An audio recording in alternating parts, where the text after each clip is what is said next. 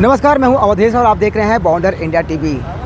Social media, Insta हो, Facebook हो, YouTube हो, बड़े ही चाव से लोग इसको यूज़ करते हैं और जो जिस फील्ड में है वो अपना वीडियो यहाँ पे अपलोड करता है। ये जितना फ़ायदा है उतना हानिकारक ही है, क्योंकि कई लोग इसे हैक करके लोगों को बदनाम करने की पूरी कोशिश करते हैं। ऐसा ही वाक़या एक हमारे सामने आया, नागपुर के और रहने वाले महाराष्ट्र के नंबर 1 मास्टर साहब विष्णु मनोहर जी का पेज को हैक करके उनके पेज पर अश्लील फ़ोटो डाला जा रहा है।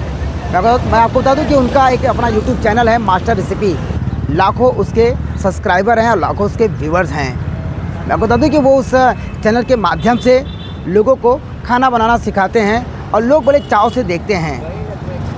हैकर ने इनका पेज हैक करके उस पर अश्लील वीडियो डालना शुरू किया, फ़ोटो डालना शुरू किया, जिसके बाद विष्णु मनोहर जी को कई सारे मैसेज आने लगे। तब उन्हें पता चला कि उनका पेज हैक हो चुका है, जिसके बाद उन्होंने नज़दीकी पुलिस स्टेशन में इसकी शिकायत दर्ज की और पुलिस की छानबीन कर रही है।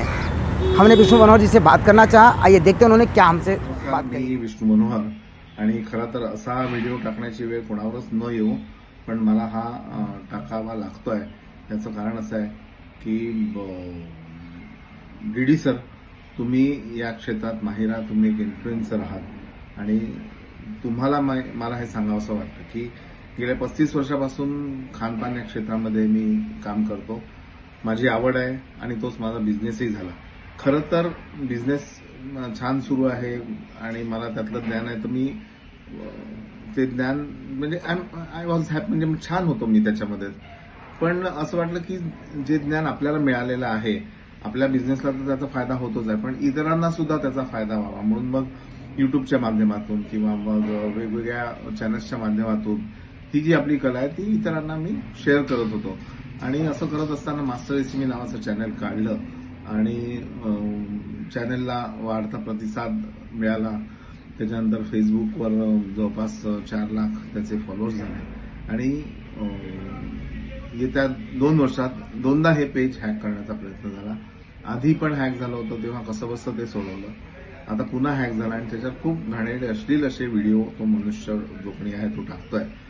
पण दुःख याचं आहे की ठीक आहे, ते हॅक झालं, यात आपली चूक नाही। आपण सगळ्या काळज्या घेऊन ते पेज तयार करतो किंवा त्याचे पासवर्ड वगैरे ठेवतो, तरी ज्याला चोरी करायची तो कशी पण करतो आणि ती चोरी झालेली आहे।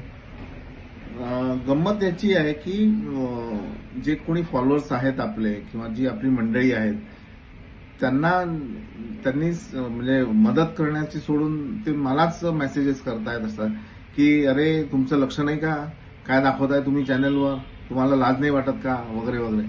मी म्हणतो अहो मी कशाला टाकणार आहे असं सगळं, माझं काम वेगळं आहे आणि हे असं होत आहे, तर याला मी तसा जबाबदार नाही आहे, मलाही वाईट वाटतं त्याचं। पण हे सगळं असं ऐकलं ना की फार वाईट वाटतं की आता तुम्ही समजून घ्या ना, तुम्ही समजून घ्या ना की काय होत आहे माझ्या असं। मला एकही दिवस असा म्हणजे सकाळपासून रात्रीपर्यंत मी सतत तोच विचार करत असतो, किती कोणाला विचारता येईल, कोण आपल्याला मदत करेल, हे सतत बघत असतो। तर प्लीज तुम्ही काही कमेंट नाही टाकली तरी चालेल, पण प्लीज अशा कमेंट नका टाकू की जेणेकरून अजून मला दुःख होईल।